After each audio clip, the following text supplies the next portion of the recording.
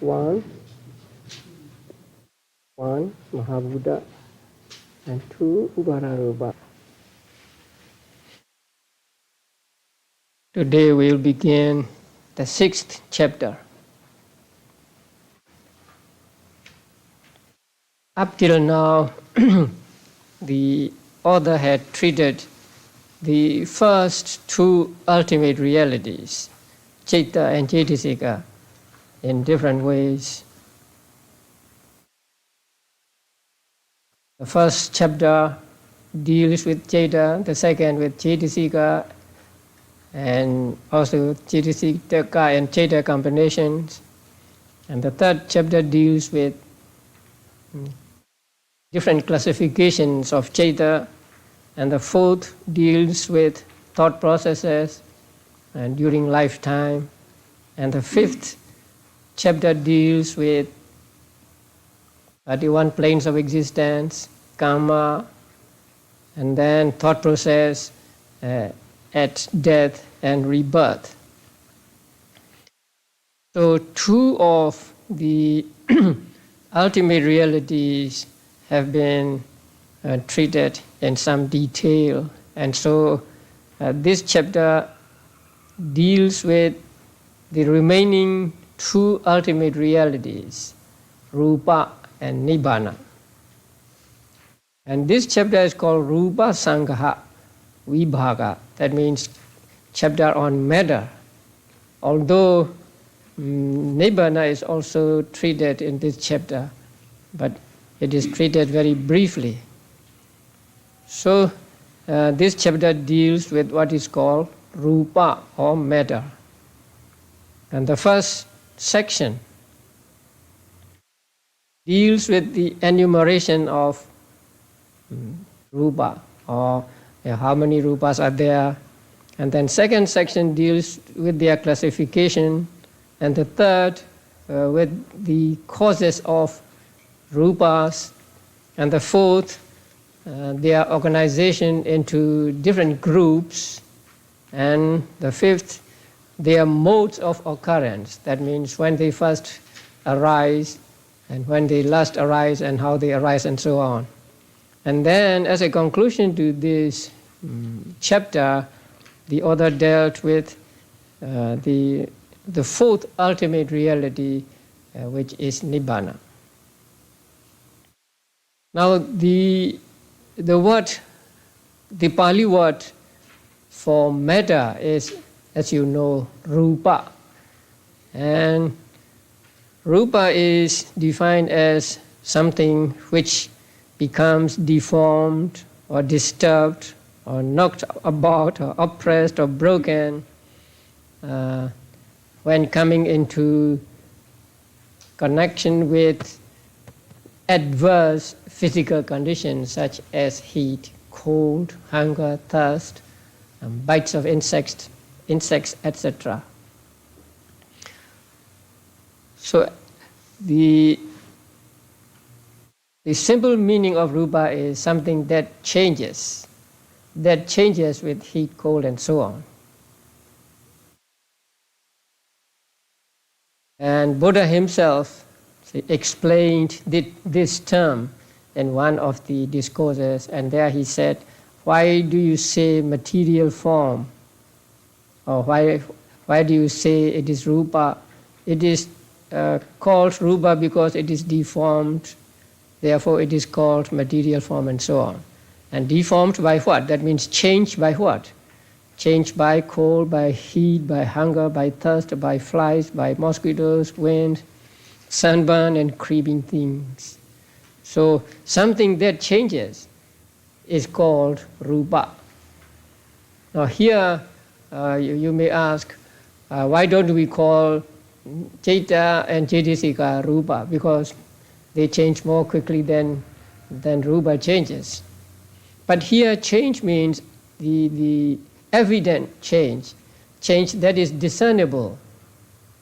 The change of mental properties, the change of Citta and Cetasikas is not so easily discernible.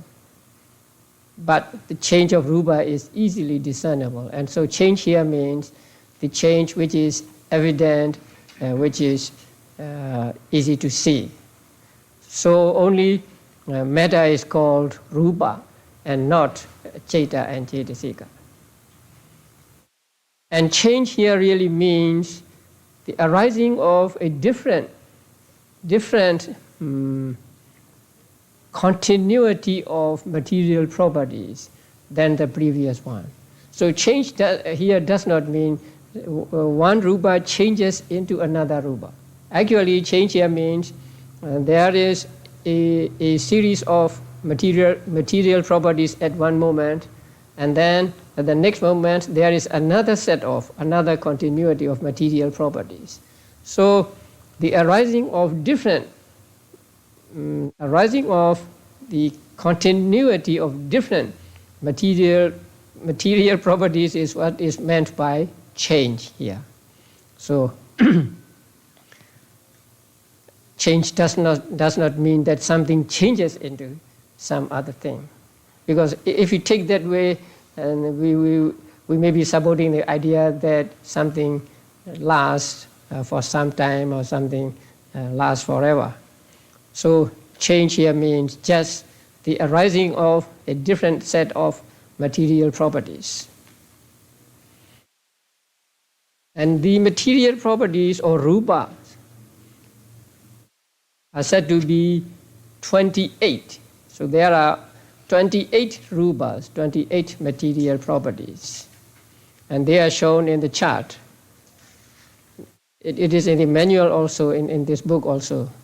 So in here I gave both Pali and English. In the book, English only is given and not Pali.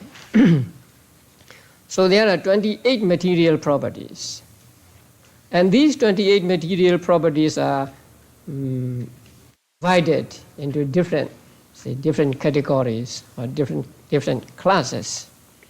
Now first, the material properties are divided into two groups or two classes. The first is Mahabhuta, and the second is Upadarupa. It's not in the chart. I followed the chart in the book, and so I forgot to put that. So Mahabhuta and Upada. You can find the word Upada in the book on page 235. About the middle of the page, the Pali passage is there. Chattari Mahabhutani Chatunancha Mahabhutana Upadaya Rupam. So depending on that, we call it Upada Rupa. So there are 24 Upada Rupas. So 4 Mahabhutas and 24 Upada Rupas. Now Mahabhuta is translated as great essentials, and this is not a literal translation, but I think it is a good translation. Great essentials. Mahabhuta means something that becomes great.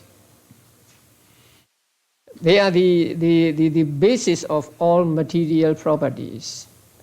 And all other material properties depend upon them to arise and to exist. So they are called Mahabhutas, the great essentials.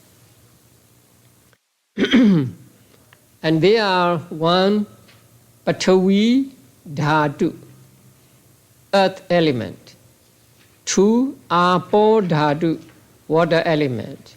3, Tejo Dhatu, fire element. And 4, Vayo Dhatu, air element. So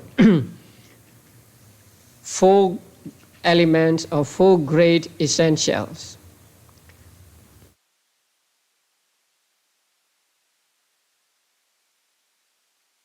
Now, Patavi Dhatu, earth element. Now here, earth element means not the physical earth, but some quality inherent in in the earth, some quality. What is what quality do you find in the earth? So when you touch the earth, you feel hardness or softness, and that hardness or softness is what we call Pathavi Dhatu, or earth element.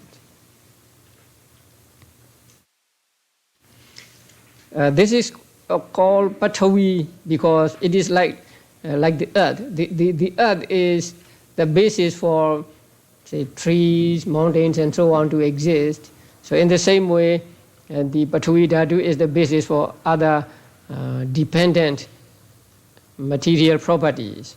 So that is why it is called Pathavi Dhatu. So it serves as a support or foundation for the coexisting material phenomena. That means other material properties, especially the Upada Rupas, depend upon it to arise. If there were no Mahabuddhas, then Upada Rupas will not arise. And the earth is extended. Therefore, some take the extension to be the characteristic of Pathavi Dhatu. Although it is the extension is taken as a translation of Pathavi, its characteristic is actually hardness. So when we get hardness, we also get softness, because hardness and softness are relative. In comparison with one thing, you call it hard, but you compare it with another thing and it becomes not so hard, or it may become soft. So hardness or softness is the characteristic of the earth element. And Abhidhamma teaches that this earth element can be found everywhere. In the water also there is earth element. In fire also there is earth element. In the wind also there is earth element. So in everything we see, every material thing we see, there is this earth element. So in water also we see we find earth element. Now second is Abodhatu, water element. Here also Abodhatu does not mean water, but the inherent quality of water, and that is fluidity or cohesion. And its characteristic is said to be trickling or oozing. That means dripping or something like that. And it is because of this Abodhatu that things are kept together. If there were no Abodhatu, we cannot have these things. We cannot have this book or this pen or whatever, because the material properties will not stick to each other if there were no water element. So water element is something that keeps the material properties together. And with regard to Abodhatu, we should note that according to Abhidhamma, Abodhatu cannot be touched. So in the book you find that the Abhidhamma holds that unlike the other three great essentials, the water element cannot be physically sensed. That means cannot be touched, but must be known inferentially from the cohesion of observed matter. So you see something and the material particles are attached to each other, and so we infer that there must be some kind of cohesion here, some kind of Abodhatu here, so that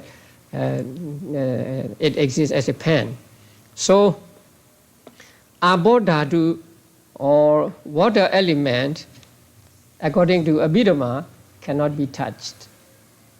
So when we come to the Poddabha Rupa later, So we will see that abodhatu is excluded there. Now, we must understand abodhatu as distinct from abo. I mean, water element as distinct from water. We can touch water, right? Although we can touch water, we do not touch water element. We touch water and say, oh, it's cold or it's hot. So the cold or heat is the third one, tejodhatu. And you may feel the hardness or softness of water, and that is earth element. So what you feel is not the water element, but earth element or the fire element in it, heat or cold or softness or hardness. So abodhatu is said to be untouchable. The next one is tejodhatu, heat element or fire element. Here also heat or cold, it's relative.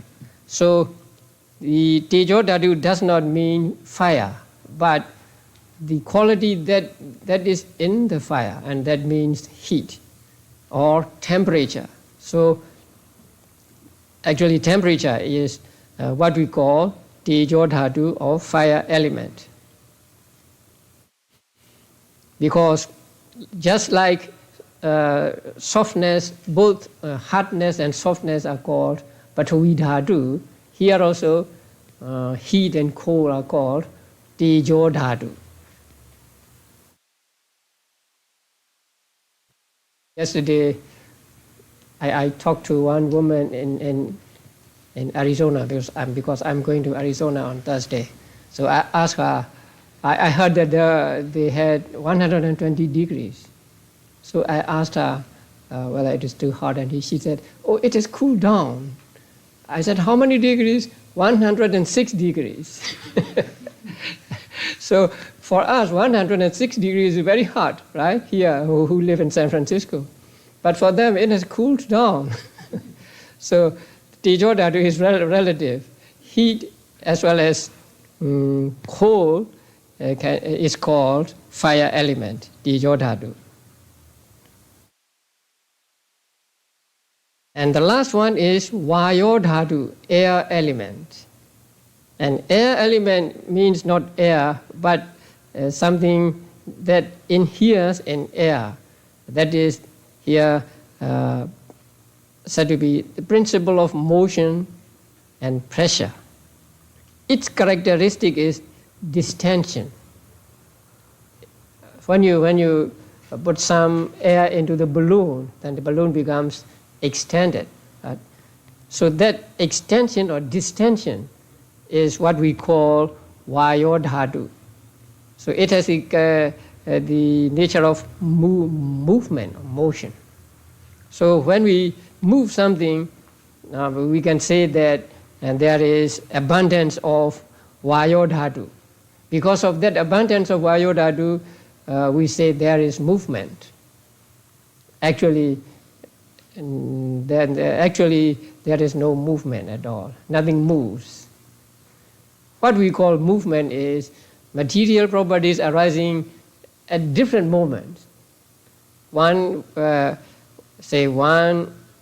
set of material properties disappears and another set of material properties arise.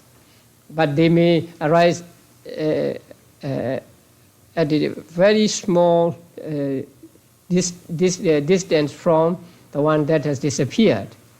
So we are not able to see the real arising of material properties, but when we see the material properties arising and disappearing at different places, very close to each other, we say that there is motion, there is movement. Now, you can take the movie film as an example. So on the frames, there are pictures. They are not moving. The picture is not moving. But the picture in one frame is just a little bit different from the picture in another frame.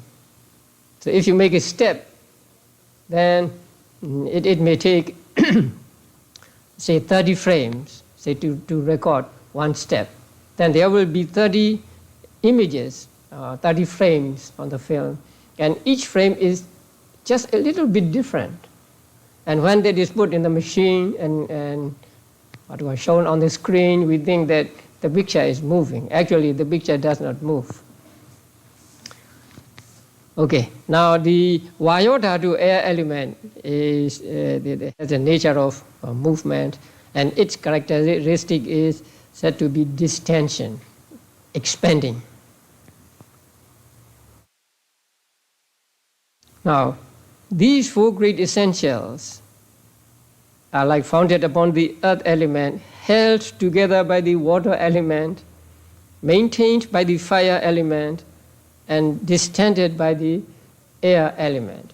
All these four elements we find everywhere. So extension, cohesion, and then heat and distension. Now, Tejodhatu heat is explained as to mature or to ripen. That means when there is heat, things become cooked or things becomes mature. So it is said to ripen other material properties. Okay, these four are the basis of the all other material properties that follow. And so all other material properties that depend upon these four for their arising are called Upada Rupa. Upada Rupa is translated as derived material or derived matter.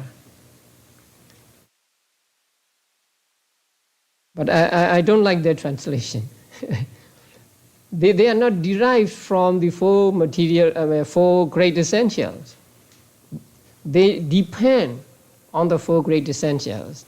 For example, this is a house, and people live in it. The existence of people living here is supported by this house.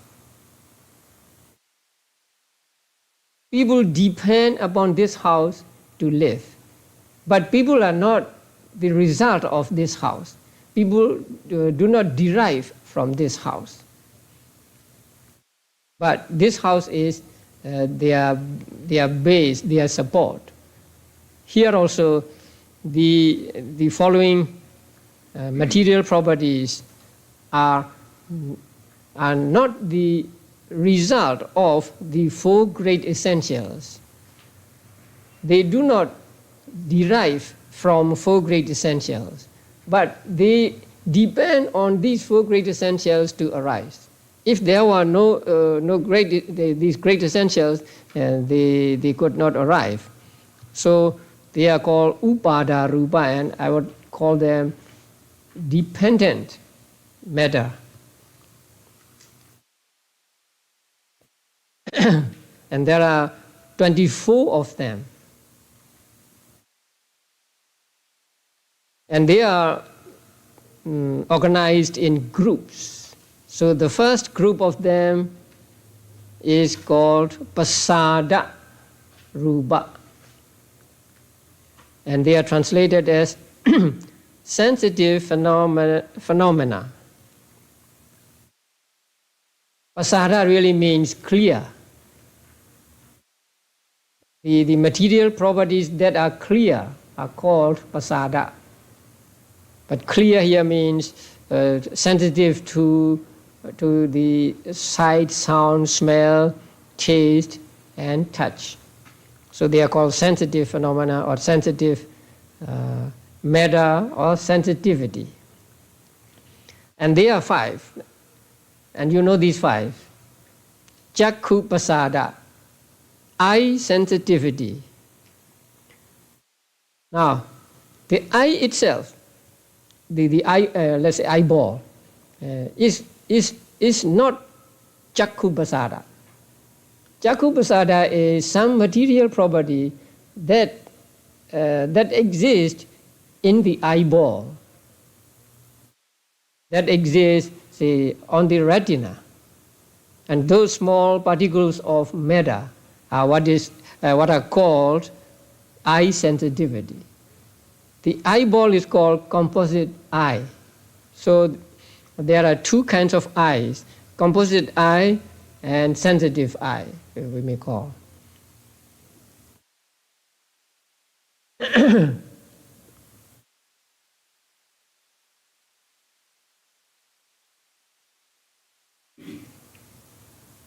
When a visible object comes into the avenue of the eye, you know that it strikes at the eye, right?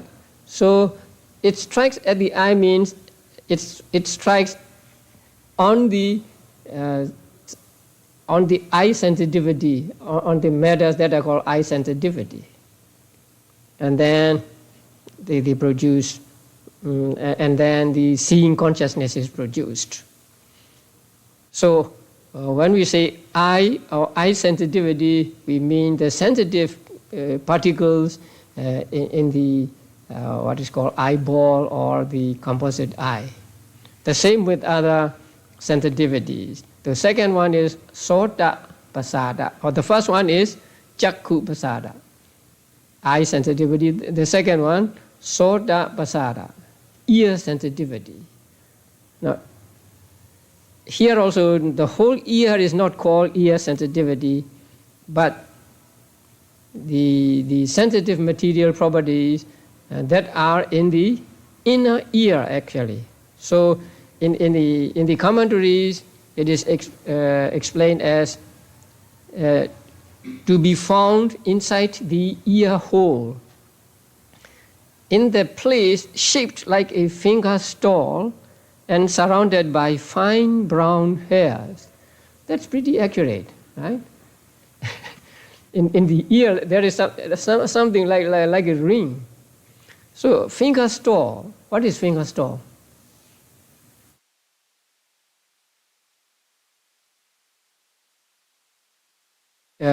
I looked it up in the dictionary, and one dictionary says that means something like a cover on the finger when you have a wound or cut on the finger.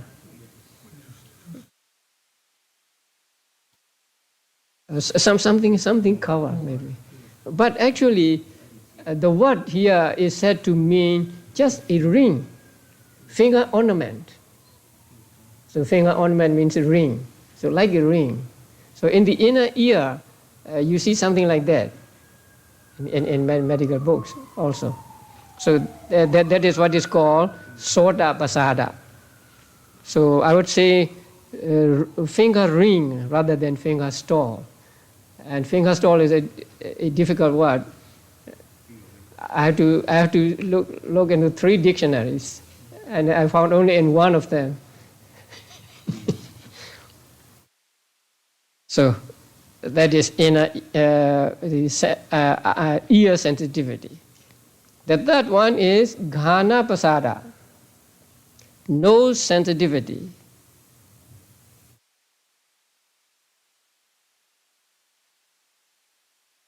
Nose sensitivity is to be found inside the nasal orifice, in the nose itself, as the substance that registers smells. Now, Bhikkhu Bodhi doesn't give what it looks like, but in the commentary it is given, and it is said that it looks like a hoof of a goat, an animal, a goat, hoof, the foot of a goat. I mean, something like that. So there are two orifices, and so maybe at the end of the nasal orifice, it's like something like this. So it is where smell is picked up.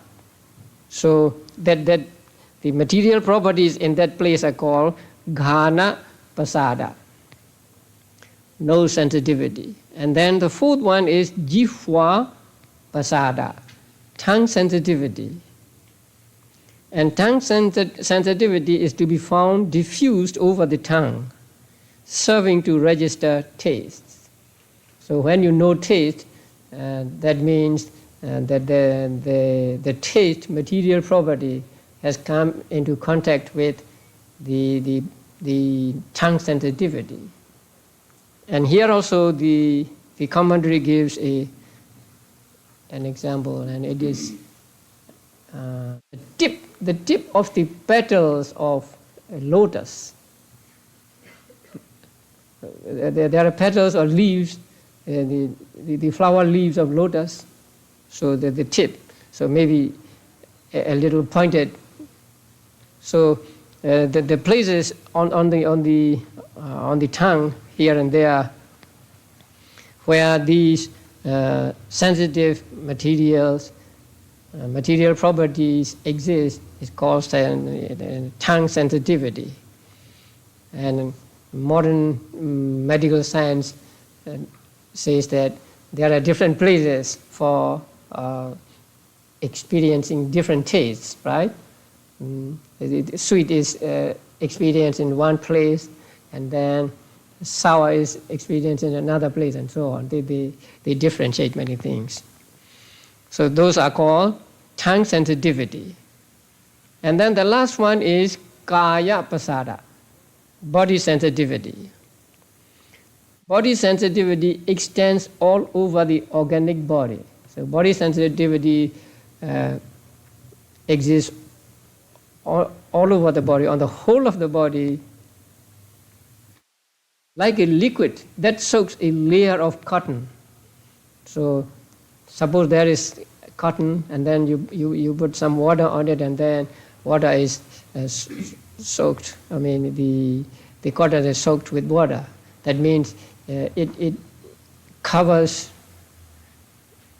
it. What do you call it? Suffuse.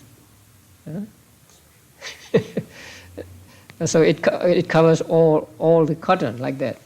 So, and it serves to register tactile sensations. So whenever we know touch, whenever we experience touch, that means the tangible object has come into contact with the body sensitivity in our bodies.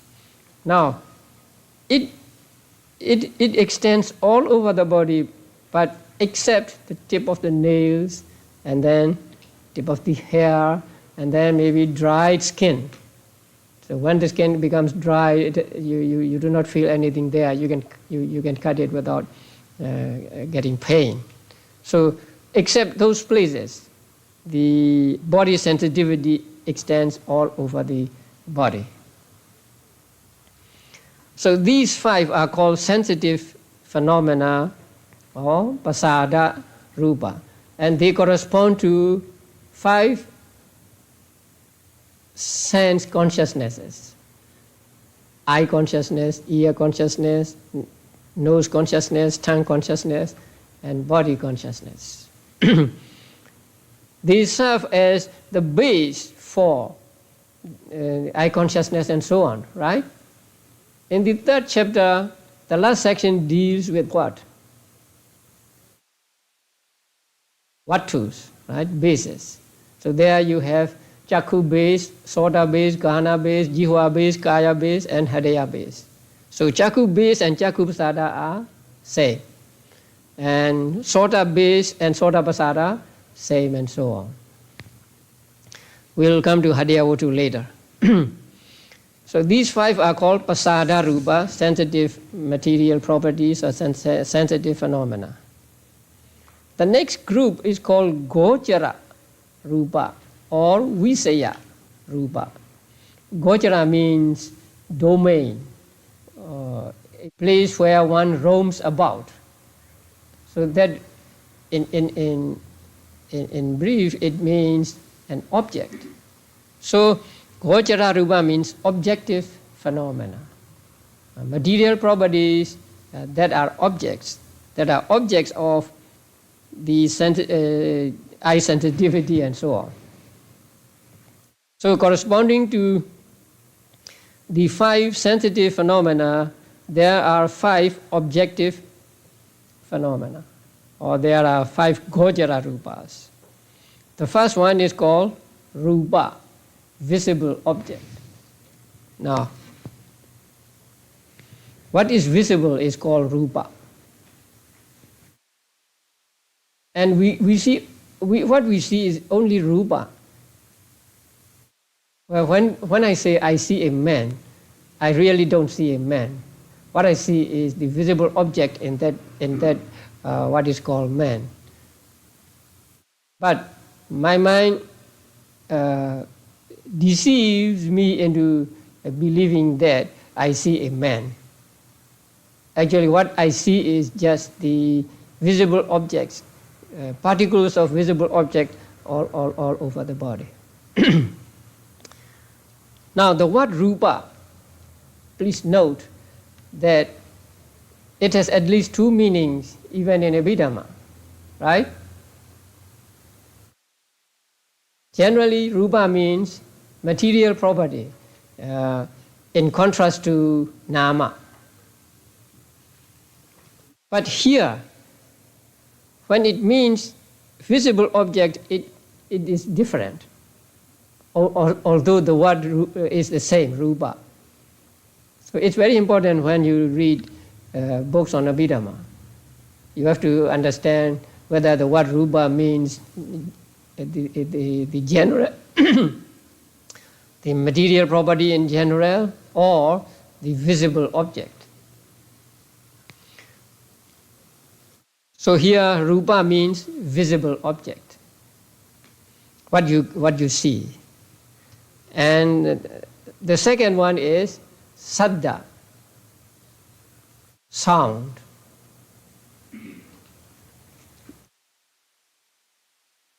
You know what sound is? Sound or noise. And the third one is gandha, smell. And the fourth one is rasa, taste, something we always experience.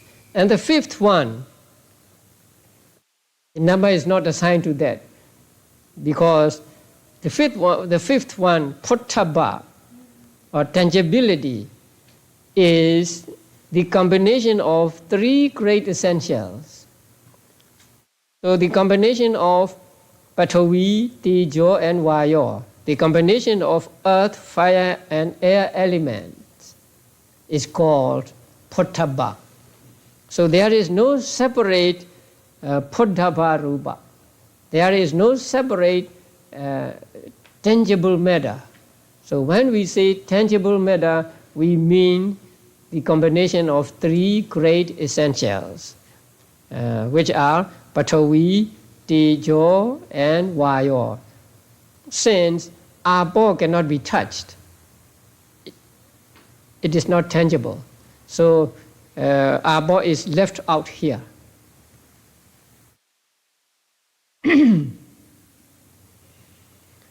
And this may make some confusion when we enumerate the material properties, or when we find out how many material properties are there and so on. So we have to be very careful, because if there are 4 great essentials and also there is pottabha, then we are not to take double the number. So we must take only the 4. Only the 4 or only the 3. So these 5 material properties are called Gojara Rupa, or objective phenomena. So that are objects of the 5. So Rupa is the object of what? Eye sensitivity. Saddha is an object of ear sensitivity, and so on. And tangibility or pottabha is the object of body sensitivity. Actually, they are object of consciousness, right? Actually, not object of sensitivity, but object of consciousness. Now, you know the 5 pasadas, and you know the 5 objects. Corresponding to these 5 pasadas and objects, there are 5 pancha vijnana, 5 sense consciousnesses. So, sense consciousness, let's say Chakku Vijnana. Chakku Vijnana arises when these two meet together, these two come together. These two means eye sensitivity and visible object come together, or when the visible object comes into the avenue of eye sensitivity. So when something to be seen comes into the avenue of our eyes, then there is seeing. So seeing consciousness depends on at least these two, right? The eye sensitivity and visible object. So it depends on these two to arise. But there are more conditions, right? What are the other conditions? Light and attention, right? And so on and so on. The body consciousness arises through conjunction of, or through coming together of tangibility and body sensitivity.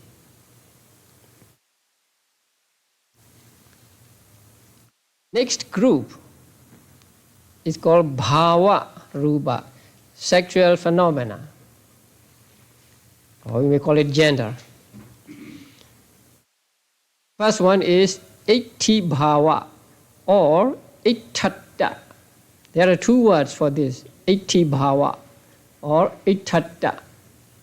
Actually they mean the same thing. Femininity, being a female, or the state of being a female. And another next one is pumbhava or purisatta, the state of being a male, masculinity. Now these are also called faculties. When we study the 22 faculties in the 7th chapter, we'll find that these two are included there. So these faculties of femininity and masculinity, these have the characteristic of the female sex and of the male sex. Their function is to show femininity and masculinity. That means actually femininity and masculinity cannot be seen. What we see is not femininity and masculinity, but something that shows us that it is a male or it is a female. And they are something like the mark or sign or work or ways of female and male. That means the sexual structure of the body. So the structure of the body of men and women are different. So you know that a person is a man or a woman by looking at the structure of the body. And then for its feminine or masculine features, now you look at a face and you know that it is a face of a man or a woman. Men have mustache and all these, and women have no mustache.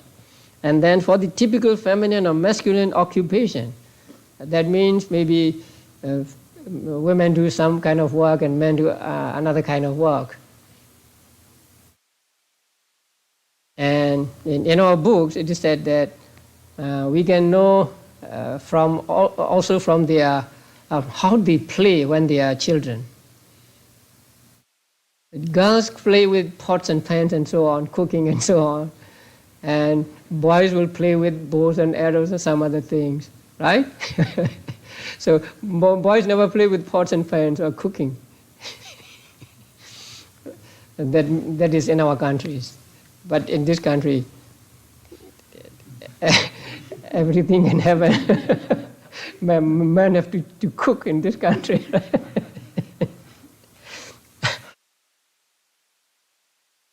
And also the feminine or masculine deportment. That means how they walk, how they sit, how they do things. By looking at it, you know that this is a man or this is a woman.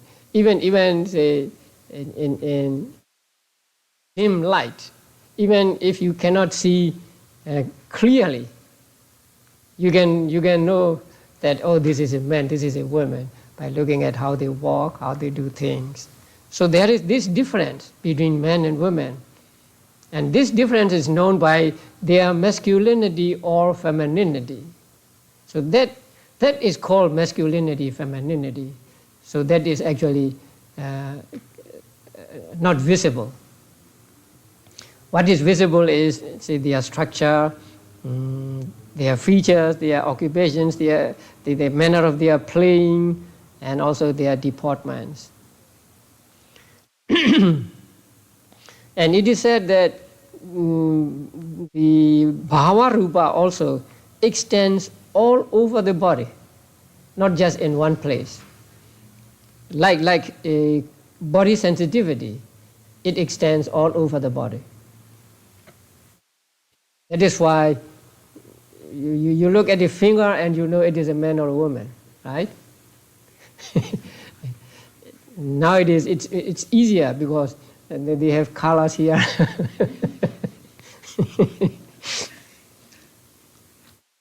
Okay, now we come to next. Hadeya Watu, heart phenomena, heart base. So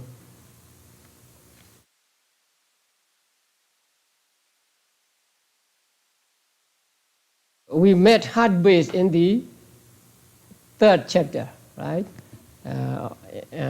In the section on bases. So the heart base is a characteristic of being the material support for the mind element and the mind consciousness element.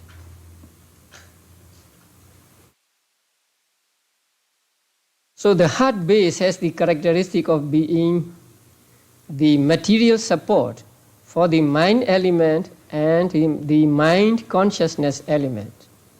Do you remember mind element and mind consciousness elements? Mind element means manodhatu. How many types of consciousness?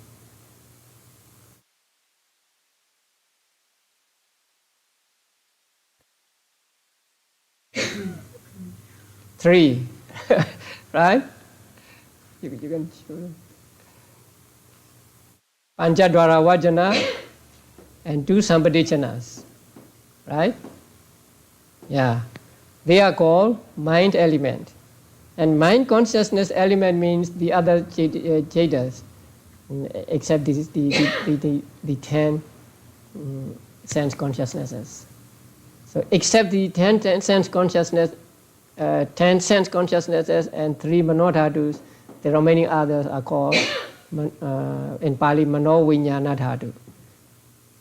So the heart base serves as a support for manodhatu and mano-vijnana dhatu, or mind element and mind consciousness element. Its function is to uphold them, or to act as a receptacle, to act as a basis for them. It is to be found in dependence on the blood inside the heart. So it's on the blood, not the physical heart is called Hadeya Watu here. So it is found in dependence on the blood inside the heart and is assisted by the 4 great essentials and maintained by the life faculty. So with regard to this Hadeya Watu, there's a lot to say or to argue, right? So Hadeya Watu does not mean the heart itself, but something, some material property that exists depending on the blood in the heart. And this Hadeya Watu is not mentioned in Dhamma-saṅgaha. Now, Dhamma-saṅgaha is a book where all Chetas, Cetasikas and Rupas are mentioned. It is the first book of Abhidhamma. So as the first book of Abhidhamma, when it describes Cheta, it must describe all Chetas and all Cetasikas and all Rupas. But in that book, Hadayavatu is not mentioned. So in that book, there are only 27 material properties. Now, the commentaries reason for the existence of Hadayavatu. First, you look at the list also, the list of the material properties also. So their argument is given on another sheet. Manodhatu and Manovinyana dhatu, when they arise in Kama sphere and Rupa sphere, when they arise in Kamavajara and Rupavajara realms, must depend on Rupa. Rupa here means matter. Just as Chakku Vinyana and others depend on visible object and others. That Rupa cannot be the four Mahabhutas because they are dependent upon by Ubara Rupas. Therefore, that Rupa must be an Ubara Rupa. Now, the teachers are giving you reasons for accepting the existence of Hadayavatu. So there are Manodhatu and Manovinyana dhatu, right? If they arise in Kamavajra sphere and Rupavajra sphere, they must depend on some Rupa. If there is no Rupa to depend on, they will not arise. Just like the Chakku Vinyana depends on the visible object and also on Chakku Vatu.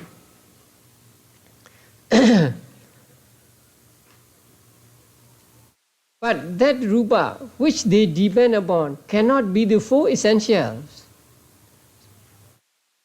because they are dependent upon by Ubara Rupas. They are already dependent upon by Ubara Rupas. They have to serve as a basis or the support for Ubara Rupas. And so the Manodhatu and Manovinyana dhatu cannot depend on four essentials. Now it is something that like a law of elimination. We eliminate one after another, and so we come to the last one, and then we just pick it up. So when it is said that Manodhatu and Manovinyana dhatu must depend on some matter if they arise in Kamavajra and Rupavajra realms, then we will ask, do they depend on the four great essentials? Then the answer is no. Why? Because they are dependent upon by 24 Ubara Rupas, and so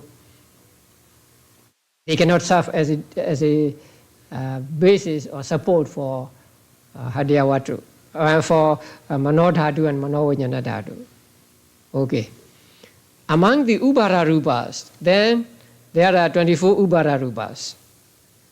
Can they depend on Chakku, eye sensitivity and so on?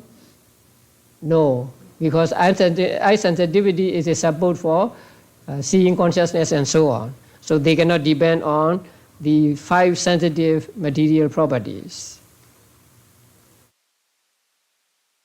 Then can they depend on visible object?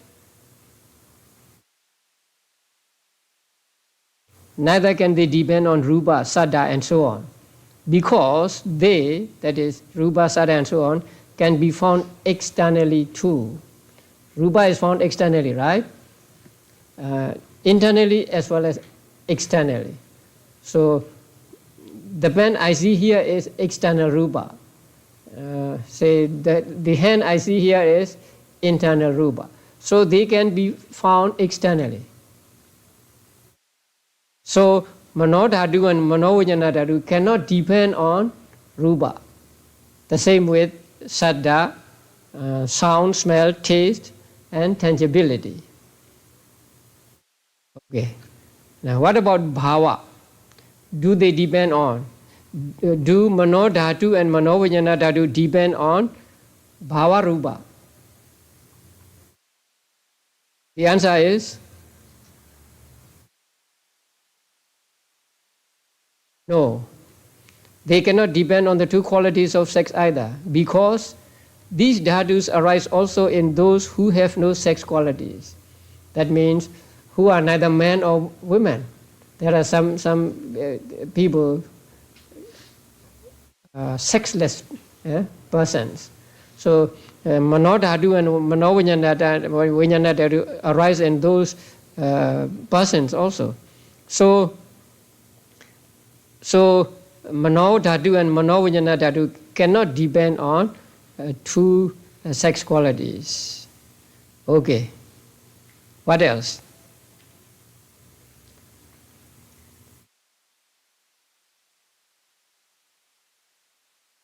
Do they depend on ahara?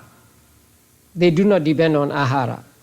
For the same reason that it is found externally too. Ahara can be found externally also.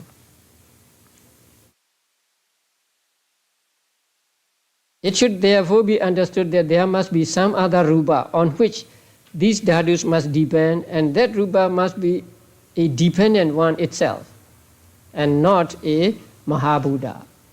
So there must be some rupa on which mano dhatu and mano vijnana dhatu must depend, and that material property must also be an ubhara rupa and not Mahabhuta.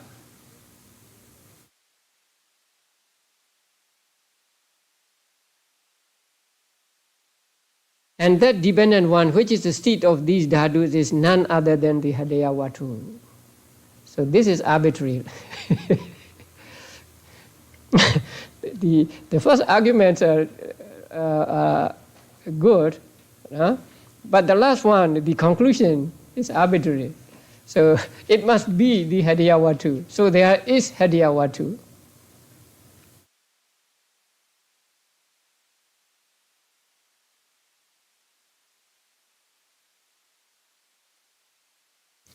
The reason why it was not mentioned in the Dhammasaṅgaha. Now, there is a question.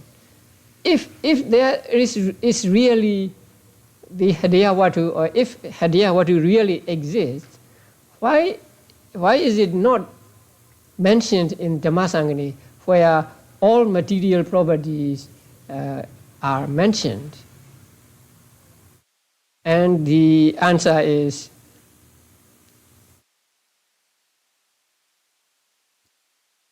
what's that?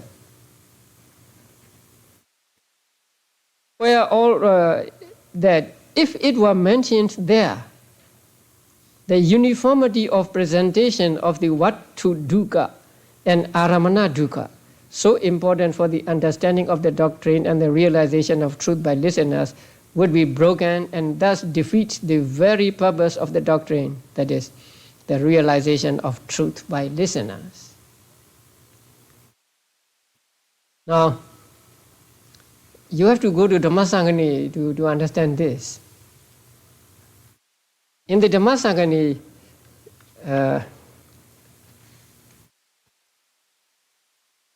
especially in that section, the Vatus are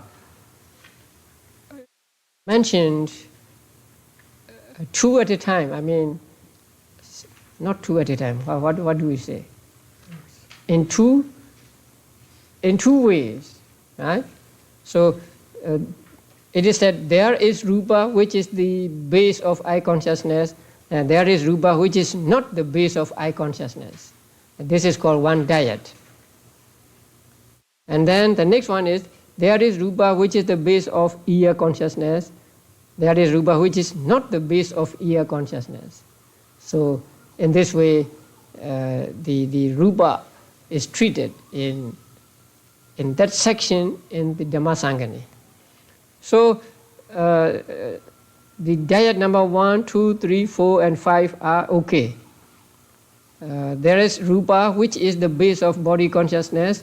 There is rupa which is not the base of body consciousness. Because you can point out the rupa which is the base of body consciousness and which is not the base of body consciousness. Can you point out? Yes. So there is a rupa which is the base of body consciousness. What is that? Kaya pasara, right? And there is rupa which is not the base of body consciousness. All other rupas, right? So you can point out the rupas mentioned in these sentences. Okay, now we go to aramana diet. That means by object. There is rupa which is the object of eye consciousness. Can you point that out? Yes. What?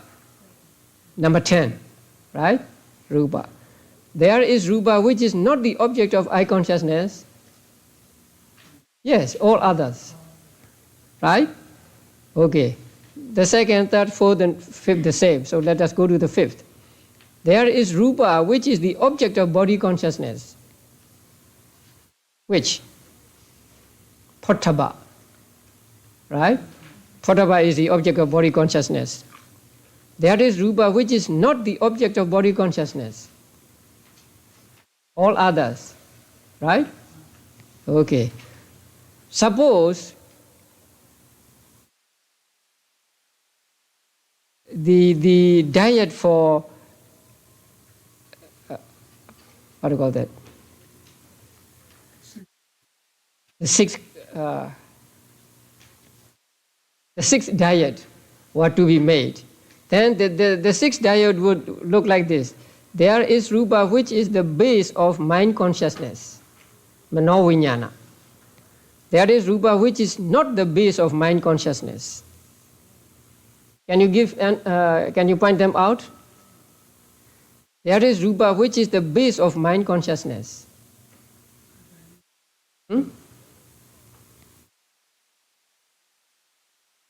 We can say it is Hadaya, right? There is rupa which is not the base of mind consciousness. The other bases, right? It's okay. Now we come to Aramana diet. There is rupa which is the object of mind consciousness. Yes, there are many, right? Okay. There is rupa which is not the object of mind consciousness.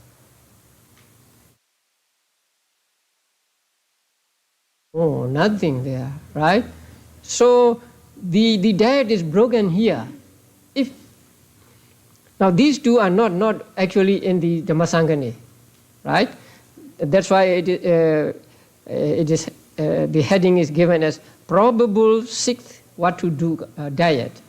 That means if we are to make the sixth diet, it would look like this. So what to do is all right? Because you can point out the rupas mentioned in the sentences. But when we come to aramana dukkha, we are broken. Because there is answer to only the first one, right? There is rupa which is the object of mind consciousness, or all chetas, cetasika, rupa and so on. But there is rupa which is not the object of mind consciousness? No. So there is no answer to that question. I mean, we cannot point out anything as an answer to that question. So the diet would be broken. So if the diet were broken, then the listeners would be agitated. And so they may not follow the teachings of the Buddha, and they may not gain realization of truth. So in order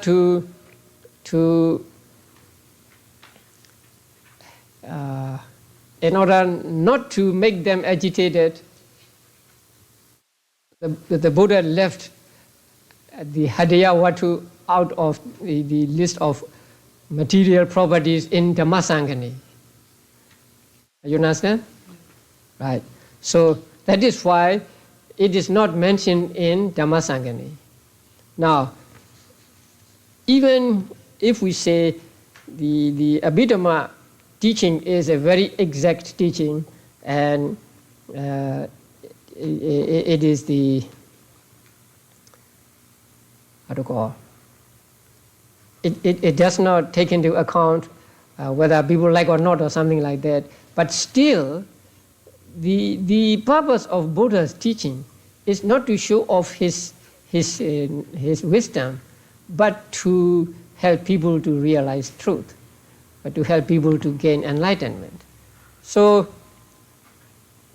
if Buddha were to mention Hadayawatu in Dhammasaṅgaha, then he would have to say these diets, probable diets also. And then the diets are not all complete and one is broken. So when the flow of the teaching is broken, the understanding of the listeners may be affected. So in order to save them from getting confused or whatever, the Buddha did not mention Hadayawatu in Dhammasaṅgaha. Not because it does not exist, but because if it were mentioned in Dhammasaṅgaha, it would not help listeners to get realization of truth. That is why it is not mentioned in Dhammasaṅgaha. That is one question, right? Okay. Then where it is mentioned? If it is not mentioned in Dhammasaṅgaha, where it is mentioned? And the answer is what? In the Patthana, the 7th book of Abhidhamma. But we are not out of trouble yet. Although it is said that Hadayawatu is mentioned in the Patthana, when we go to Patthana and actually read it, we do not find Hadaya there. There, Buddha used a very general term for Hadayawatu, something like that. Depending on a certain material property, Manodhatu and Manoviññana dhatu arise. Just that. So depending on certain material property. Buddha did not say depending on Hadayawatu. But the teachers, commentators, take that to mean Hadayawatu. And their argument is like, say, Mano Dhatu and Manoviññana dhatu must depend on some material property and so on and so on and so on. So however much we explain, we are not altogether out of trouble. Why is it not mentioned in Dhammasaṅgaha? Or because Buddha wants to keep his flow of teaching smooth. Okay, then where it is mentioned? It is in the Patthana. But we don't find it in Patthana. We find just a general statement there. but the answer is, oh, that means Hadayawatu. So it is arbitrary. Then why did the commentators interpret like that? Say, although Hadayawatu is not mentioned by name either in Dhammasaṅgaha or in the Patthana. I think it is because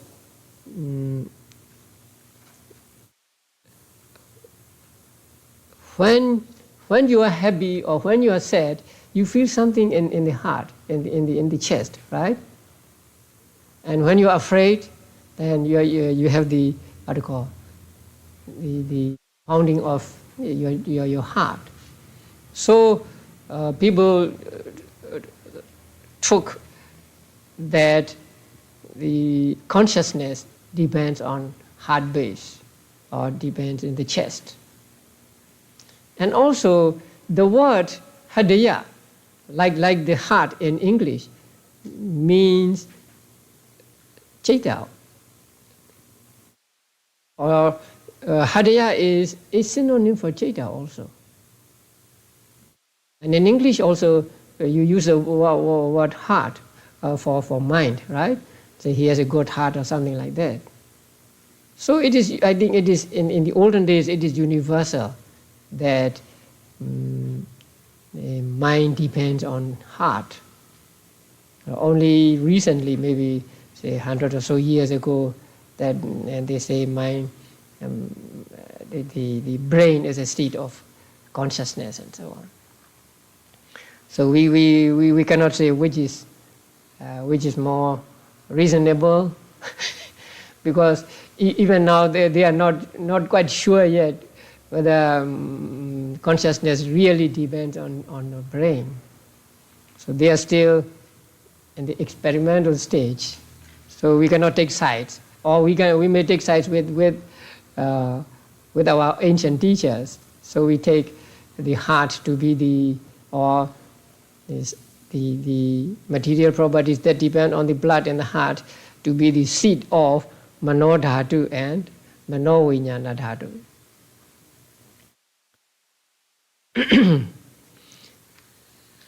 And on this sheet, the description given in the Visuddhimagga is also given here. There is only one thing I want to say about this, because in that passage, I think there is a mistake.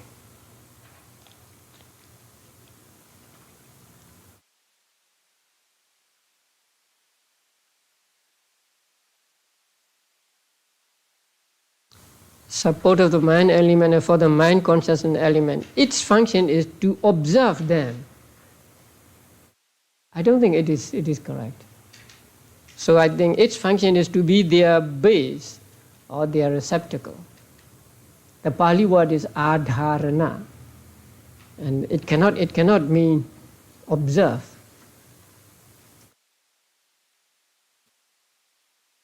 And Bhikkhu Bodhi doesn't say observe in the guide. So what did he say there?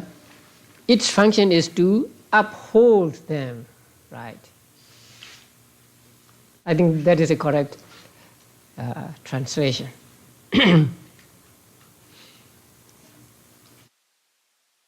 Okay, Hadiyawatu. And then what is next? Jivita Rupa, life phenomenon. You also you have met Jivitendriya as a Cetasika, right? So it is the counterpart of that Cetasika. So the Cetasika is called mental life faculty, and this is called physical life faculty. Jivitendriya. It maintains the connascent material properties. So it arises with other material properties and it maintains them. That means it helps them to exist, say, as long as they exist. So the life faculty has the characteristic of maintaining the coexistent kinds of matter at the moment of their presence. Its function is to make them occur. It is manifested as the establishment of their presence. Its proximate cause is the four great essentials that are to be maintained. Now, there is a question: if Jivitendriya maintains other like material properties, what maintains it? Jivitendriya maintains others. So what maintains it? And the answer is, it maintains itself also. And the analogy of a boatman is given in the commentaries. Now, when a boatman takes other people to the other shore, or just rows the boat to the other shore, he takes himself also to the other shore, because he is connected with the boat. So in the same way, life faculty is connected with other material properties that it maintains. And so, along with them, it maintains itself also.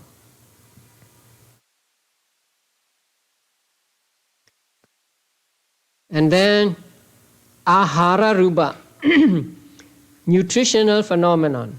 That means some nutriment in what we eat, or actually it is everywhere. Now, this nutriment is found externally as well as internally.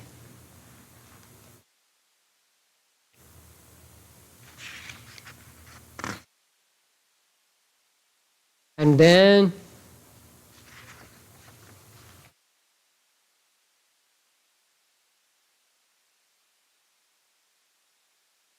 these are 18 that are called concretely produced matter, or in Pali, Nibbana Rupa. So there are 18 Nibbana Rupas, or concretely produced matter.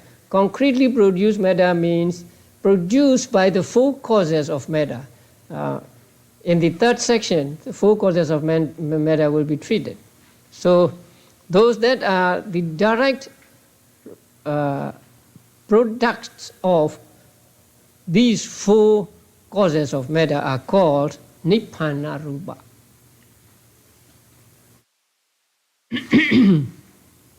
That means they are real rupas. They are substantial rupas or something like that. And they are also called Sabhava Rupa.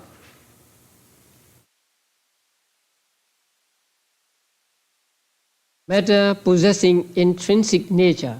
So they have their own characteristics. Intrinsic nature means own characteristics. Because each type has a distinct objective nature, such as hardness in the case of earth element, etc. And they are also called Sa Lakhana Rupa. Lakhana means mark, Sa means together. So that means those that are together with characteristics. Now here characteristics means what?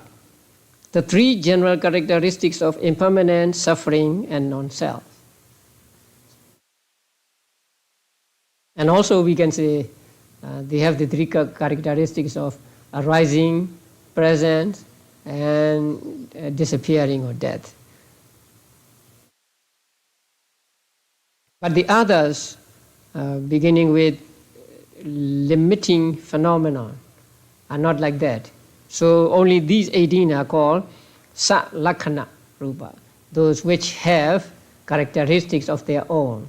That means impermanence and so on, and also arising and so on. And they are also called Nibbana Rupa, concretely produced matter, because they are directly produced by conditions such as Kama, Chaita, Utu, and Ahara. And they are also called Rupa Rupa. That means real Rupa. So when you repeat something, you make it emphasized, right?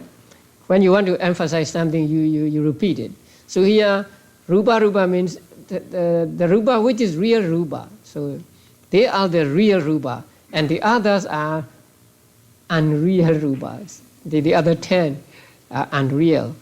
So they are real Rupas. So they are called Rupa Rupa because they possess matter's essential characteristic of undergoing deformation or change. And also they are called Sammasana Rupa because they are to be made the objects of insight contemplation by way of three characteristics. You understand that? You're meditators, so you must understand. That means you can practice vipassana on these 18 only and not on the other 10. Because these 18 have the characteristic of impermanence and so on, right?